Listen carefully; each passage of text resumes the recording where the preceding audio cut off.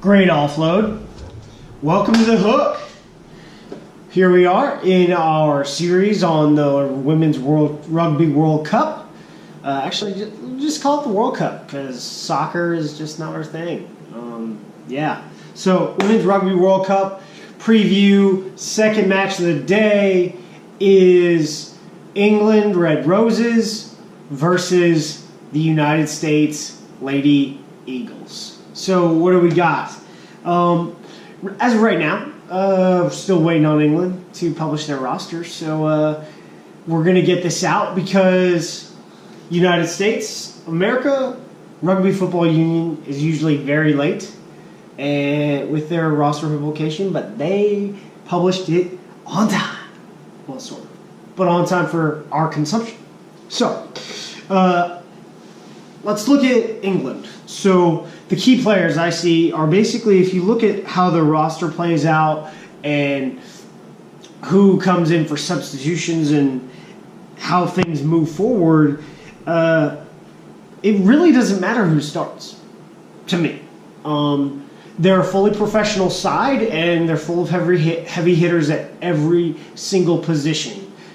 These women train 16 of them train full-time, 20 of them train part-time. So what does that mean? They're paid to work out and do rugby for 20 hours a day, and the women who train full-time, well, they don't do anything else but play rugby for England.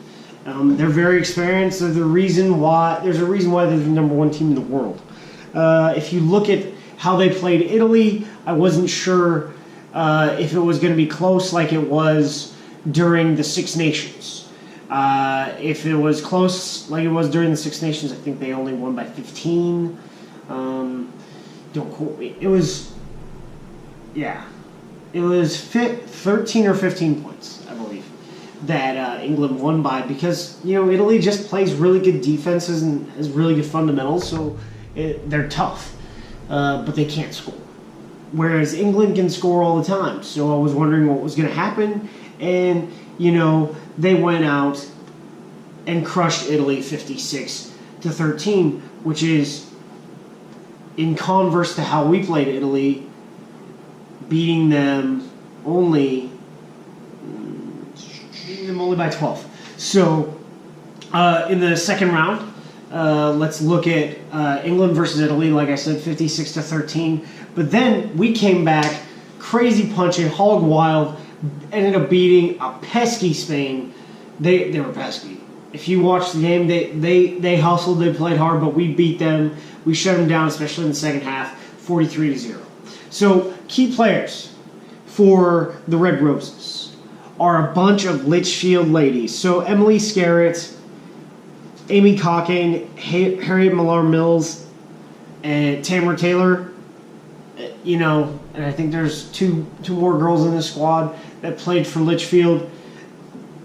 They can ball. So Emily Scarrett, I think you're going to have an issue with her. She had tries in both matches. She's ridiculous. Huge, crazy good player to have on the field, but she left a lot of points on the board between the first and second matches against Spain and then Italy. She kicked every conversion and missed during the game against Italy, so they left 20 points on the board there. And they also left 20 points on the board against Spain, but Emily Scarrett wasn't kicking every single one of them because she only played in the second half. Then you've got Kay Wilson, plays wing, scored 4 tries in their match against Spain. Crazy player.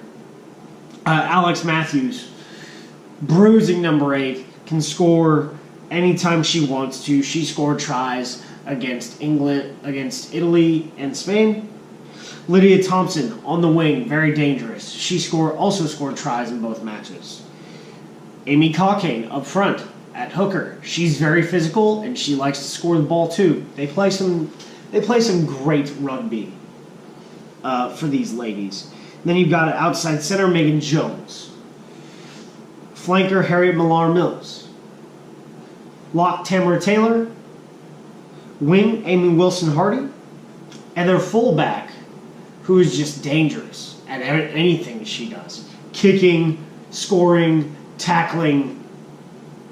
Danielle Waterman, Nolly 15. So, let's get to our Lady Eagles. There's only 2 changes on the scene for the first 15. We've got Katie Benson at loosehead. Katie Augustin, change. She was on the bench last match, started the first match at hooker. No change. Tiff Fye at tight head. Number 4 lock, Stacy Bridges. Number 5 lock, Alicia Washington. Started the first match at number 5 lock, then sat the bench and came on in the second half. So she's, seen the field both times, and she's just going to kick it. Number 6, flanker, blindside, Sarah Parsons. Number 7, Kate Zachary, open side flanker. Number 8, Jordan Gray. She's ruthless on the field. Number 9, scrum half, Devin O'Shaughnessy. Number 10, fly half, Kimber Rosier. Number 12, Aliv Kelter, outside center.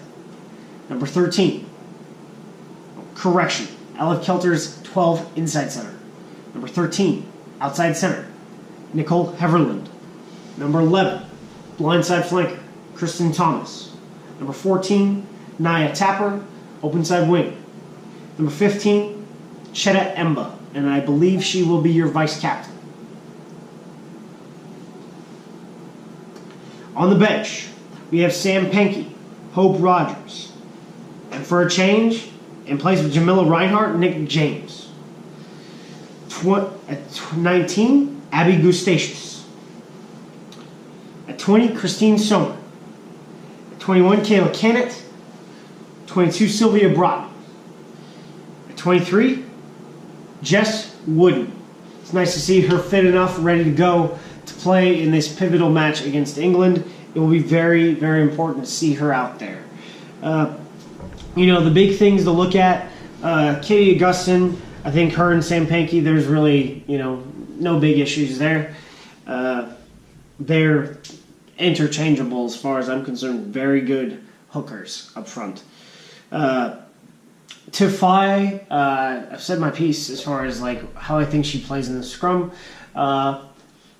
I think if you manage, he's managing her minutes. I think if we manage her minutes well, she plays well. So, pulled her about at 53 minutes in the first match and at 49 minutes in the second match. So as long as she plays 50 minutes, we're good. If she doesn't play 50 minutes or has to play longer than 50 minutes, it's going to put a little bit of strain on the scrum, I think. But she was definitely very effective against Spain in comparison to when she started having to scrummage against Italy. And Sarah Parsons took a yellow last match. She likes to hit people. Pretty rough. On team, anytime. On the starting 15, the only other change I get, again, I would say is, to be honest, based on how Emba is kicking, I would move her to outside center, and I would move Heverland to fullback. Just because, based on personal preference, you've got 5 natural fly halves on this roster, so you would put one of them back there at fullback. But if you put Kelter and Emba in the centers, what do you got? You've got some agile, hostile centers that will just wreck the field. So eventually I think Emba's probably going to move up into the centers and just be this ruthless enforcer because she can hit. She has great range.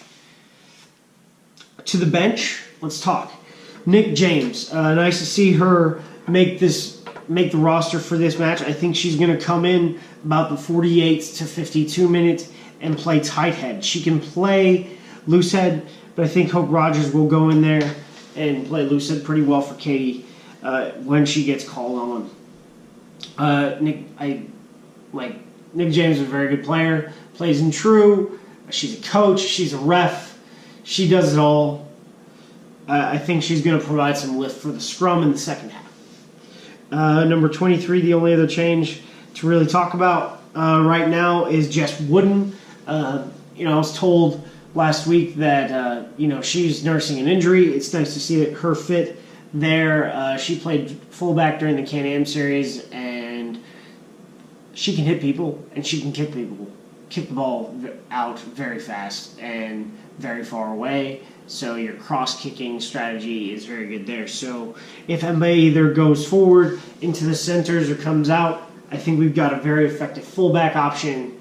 And going into the scoreline, I don't really know what to look at. I want to say, based on comparative scoring, England is going to take us by 15 to 20 points because they haven't been able to kick conversions.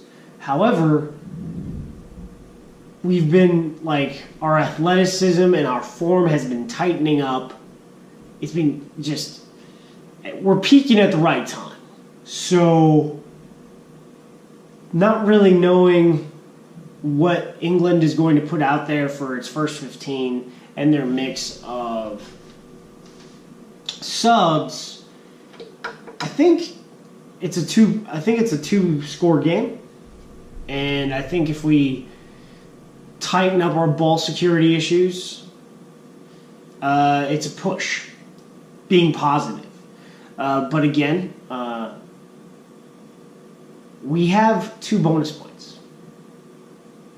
Right now, we're the only, basically second-place team with 2 bonus points. So if you're going to take the standings right now and say who is going into the semifinals, it is England, France, New Zealand, and us. So what do we need to do? A, we need to beat England. B, if we don't beat England, we need to secure a bonus point. Because if Canada loses without a bonus point, we're in. If we lose and Canada wins, we're tied with New Zealand. And New Zealand's point differential is very, very high against, against Wales and Hong Kong. The other weird one, though, is France, because they have a crazy point differential. If they lose, they have 2 points. So I'm thinking the pool with 2 teams is not going to be the New Zealand-Canada pool. It's either going to be the England and US pool or the France-Ireland pool. And I'm going to call it right now and say the semifinals breaking out is going to be England, United States, New Zealand, and France. And then all bets are off, and let's go take this thing. Go Eagles.